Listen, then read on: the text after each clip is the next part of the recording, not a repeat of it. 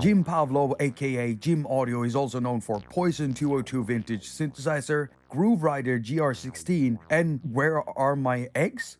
Well, he's back with a new app and it's called Pure Acid, and that's exactly what it is. However, I do recognize that not everyone likes acid music, so can it be used for other genres? Listen, use your ears, man. Everyone use your ears, fam. Listen, use your ears, fam. Listen, use your ears, fam. Listen, use your ears, fam. Everyone use your ears, fam. Listen, use your ears, fam. This is a bad man thing. Yo! Bad man thing. Bad man thing. Bad man thing. Bad man thing. Bad man thing. This is a bad man thing. Bad man thing. Bad man thing. Yo! Bad man ting. Bad man ting. This is a bad man ting. It's a bad man ting. Bad man ting. This is a bad man ting. Really? Bad man ting.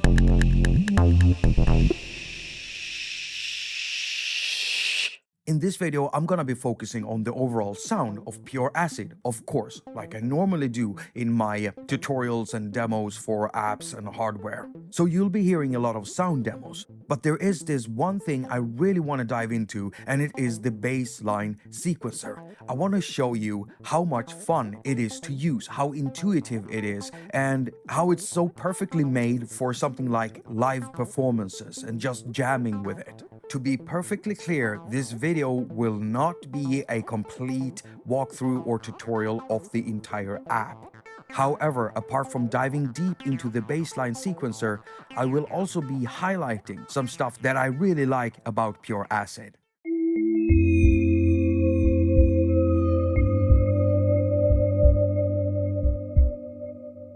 Hello and welcome to attaQ. My name is Jakob. I'm your host and you're watching a attaQ episode.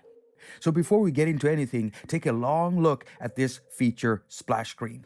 I make these for you viewers so that you can easily have an overview of the type of features that an app might support or might not support.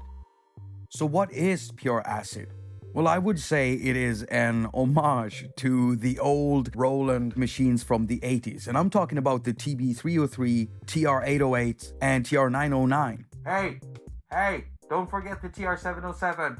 Now, the latter three are drum machines, of course, and to access all of the different types of sounds, there's a neat little switchboard where you can set the different sounds for different pads if you press the drum set function down here.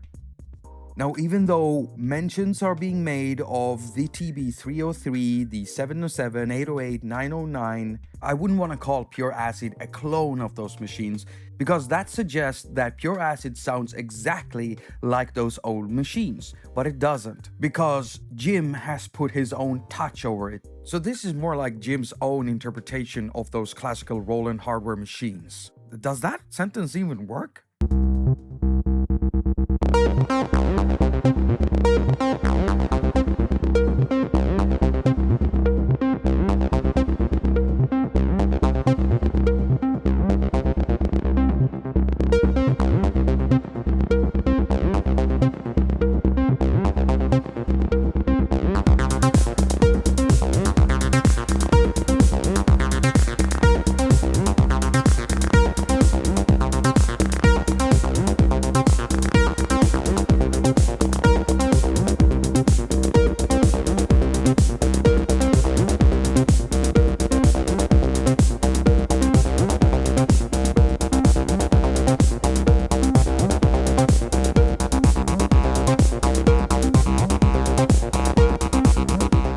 So the Bassline Sequencer. The first thing I want you to notice is this little white box here and the three buttons inside it: pattern, edit, and length.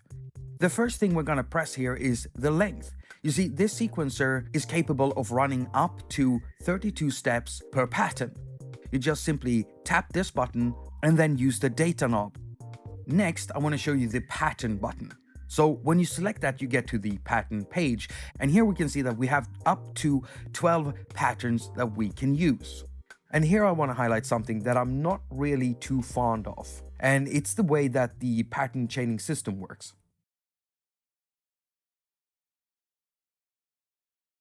Now, something that you need to understand is that Pure Acid doesn't have a proper song mode. If you want to string patterns together, you can, but you can't have the next pattern being anything else other than the next number in line. So let me show you. If I wanted my sequence to start from pattern 4, I just select it and long press it. When you do that, you can see in the little window here, you get the number and a line after it. It's now waiting for the rest of your input. And so next I can drag my finger to encapsulate more patterns that I want to play in my song. And so now it's going to play from 4 and then jump to 5 and then to 6 and then to 7. You can't have the order being anything else. Okay, so even though I'm not going to go through the bass drum sequencer, what I do want to highlight is that when it comes to pattern chaining, it's done in the exact same way as you do it in the bassline sequencer. I don't know if this is something that Jim will address or change in a future update. I'm hoping so, because it would be nice to be able to choose whatever pattern you want in a sequence.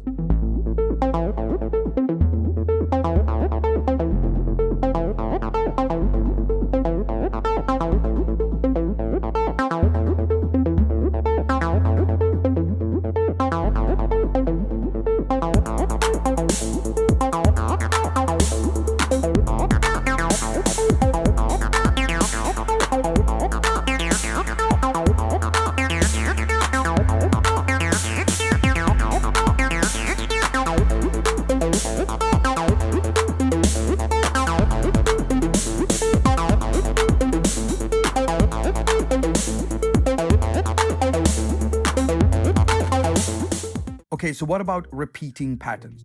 To have a pattern repeat itself before jumping to the next one, it's very simple. Just select it and then use the data knob to set the amount of repetitions. You can repeat a pattern up to 32 times, meaning it will play 32 times over before it jumps to the next pattern in the sequence.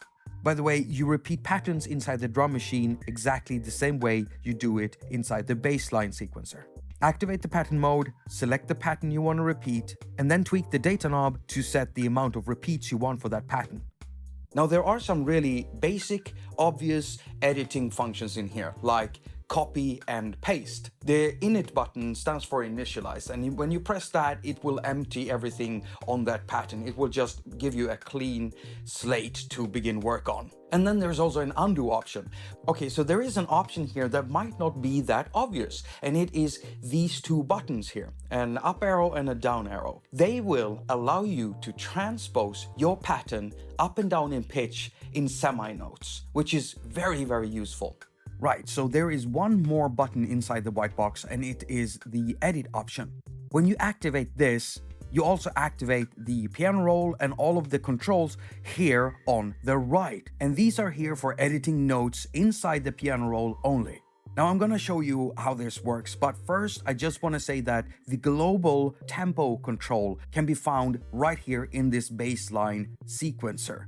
And this one sets the tempo for the whole app. To do that, simply tap it and use the data knob to select the BPM you prefer.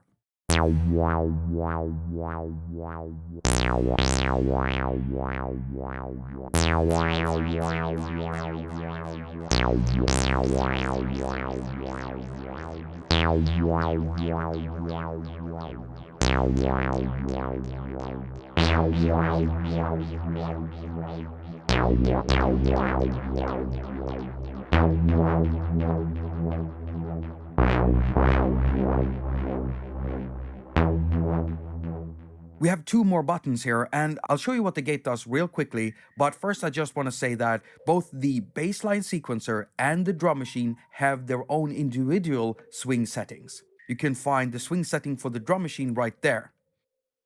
Okay, so to show you real quickly what the gate does, here we go.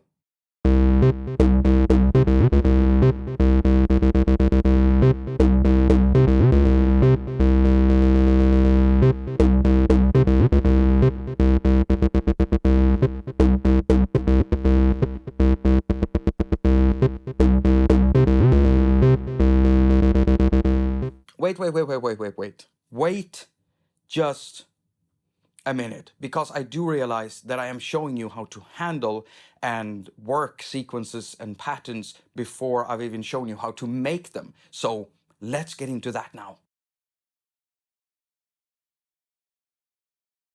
Okay, so there are two main ways of actually inputting notes into the piano roll inside the sequencer here.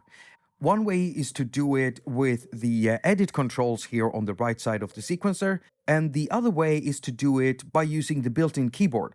Well, technically, there are three ways. You can, of course, also use a connected MIDI controller sending out MIDI note data. Wait, I'm forgetting again, aren't I? Yeah, so there's not three. Technically, there are four ways of getting notes into the sequencer. But the fourth one is found inside I've got a whole section planned out for it, so stick with me and I'll show you how that works. Yo! Batman thing. What? Batman thing. Really? Batman thing. A Batman thing? What a Batman thing? What? Batman thing. A Batman thing? What a Batman thing? Where? Just point to the Batman thing. What? Batman thing. Really? Batman thing. A Batman thing? Batman thing. What? Batman thing. A Batman thing? Batman thing. Where? Batman thing. Just point to the Batman thing. Yo! Now, since I want to start out by showing you the most fun way of using this sequencer, we're going to use the built-in keyboard. But in order for us to even see the keyboard, we need to close something down. So as soon as we close down the drum machine, the keyboard pops up. Okay, so before I start inputting notes with the keyboard here, what I'm going to be doing is step recording. Step recording is when you don't have the sequencer running. Basically, nothing is playing and you are choosing exactly what notes you want on each step. Now, live recording is different because in that case, you have the sequencer running and you're recording notes on the go. So in order for us to even edit some steps, we need to activate the write mode. And we can do that right here where it says write. Now, as soon as I start hitting the keyboard, notes will be inputted into the sequencer. And I'm going to be doing a really simple sequence.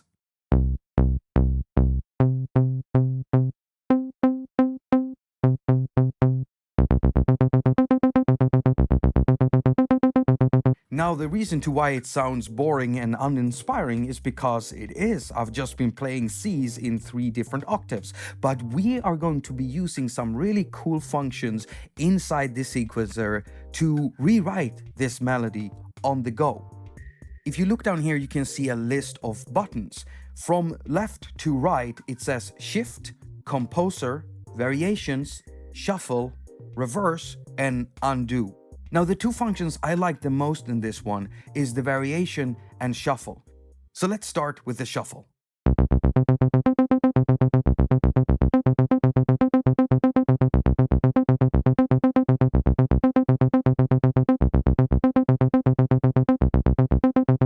Now, what actually happened there was that the shuffle was moving the notes around. It still used the same scale of notes that I put into it, making new melodies with every press of the button. However, it did not mess with any expressiveness. It didn't shorten the notes, it didn't lengthen the notes, it didn't put in any slides, and it didn't add any accents. Nor did it mess with the rhythm of the pattern. You see, jobs like those are being handled by the variation button.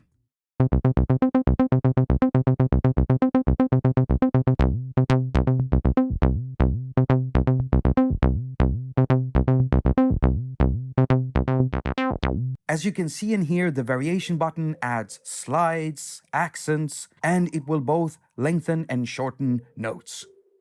Now imagine if every hardware developer, app developer would implement something like this into their sequencers. I mean, I can't tell you how many times I've sat down, started up a jam session, and the jam session just ended up being a 4-hour-long repetitive loop session. Something like this would really stop that from happening. And I think it's a brilliant move of Jim to put it in here. It feels like he wanted live sessions and jams to be fun and inspiring.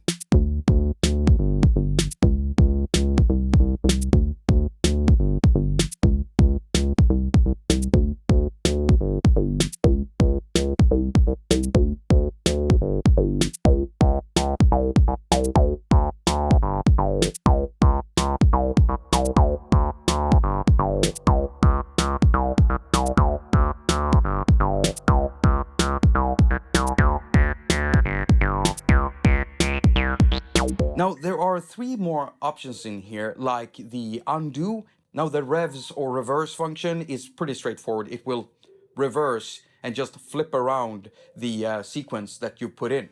Pay attention now. The shift function, it requires you to press and hold down on it, because when you do that, you will get some more options. Then you have ins, which stands for insert, and it will insert empty notes. Then you have delete, which will of course delete notes. And then you have these two arrows, and the arrows will allow you to move your frequency. Just get it right, Jakob. The arrows will allow you to move the entire sequence from left to right in steps.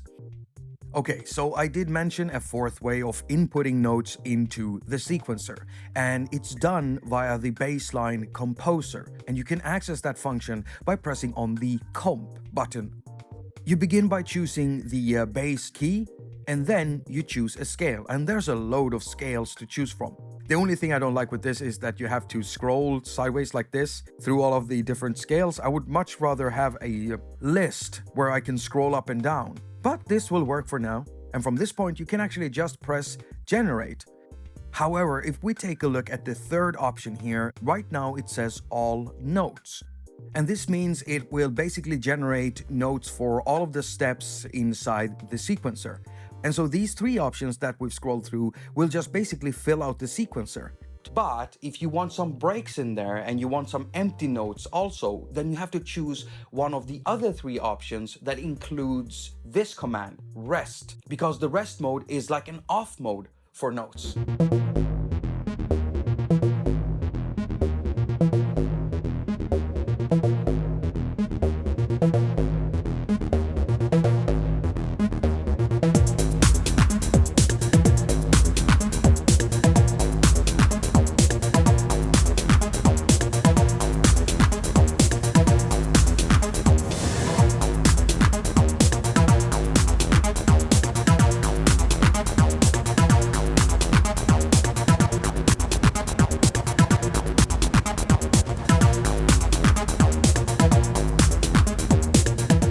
Hopefully I've been able to convey what it is that I feel is so intuitive with this sequencer, because I absolutely love this sequencer.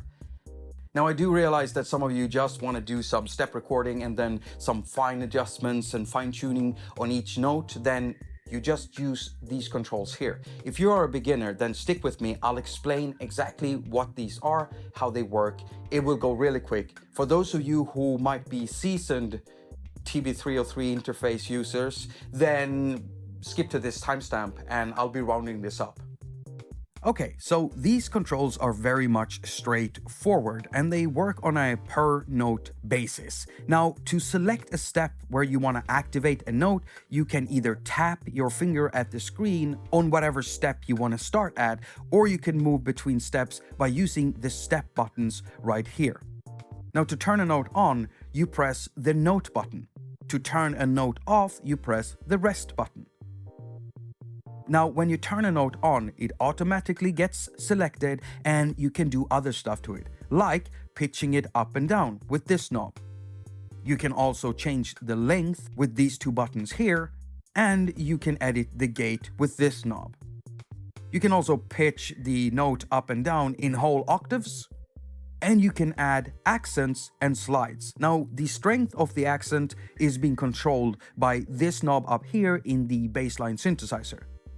And for a slide to actually do something, well, you have to have a note coming right after the note with the slide on, and also having that second note in a different pitch in order to get a slide working properly. And that's when you'll see this arrow here with this nice little graphical element to it. You know what they say, bendy notes will save humanity. And that is all you need to know about these controls.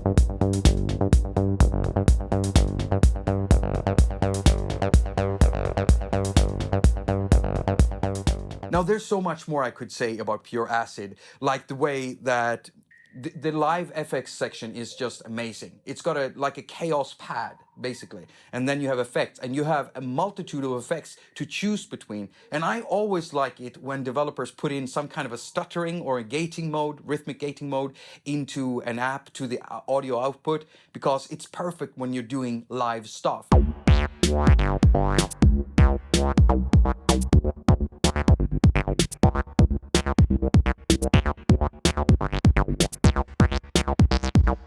And Pure Acid has that. There's 2 FX Sends in there, and both of the FX Sends can be used for both the Bassline Synthesizer and also the drum machine, which means that you could pretty much use one for one. So FX Send 1 for the bassline, FX Send 2 for the drum machine, and you can have different effects on them. It's a great addition to this thing to have this FX section here. It's really good, and I want to talk more about it, but I don't have time because there are more apps that I need to check out before this year ends, and I won't have any time if I keep on going about this one. Do I recommend Pure Acid?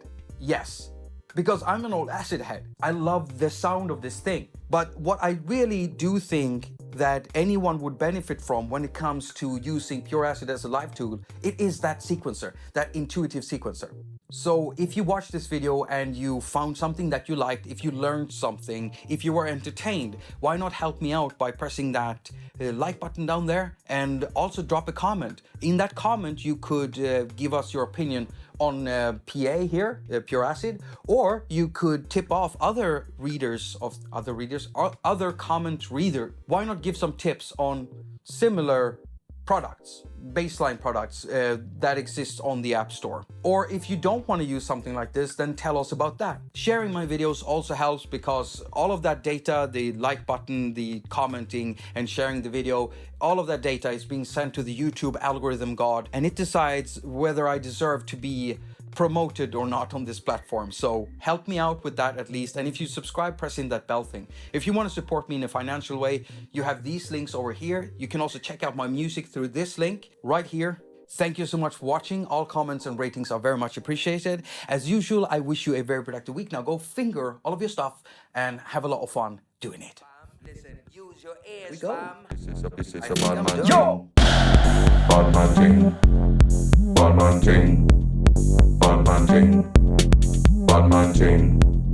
Bad man ting. This is a bad man ting. Bad man ting. Bad man ting. Yo! Bad man ting. Bad man ting. This is a bad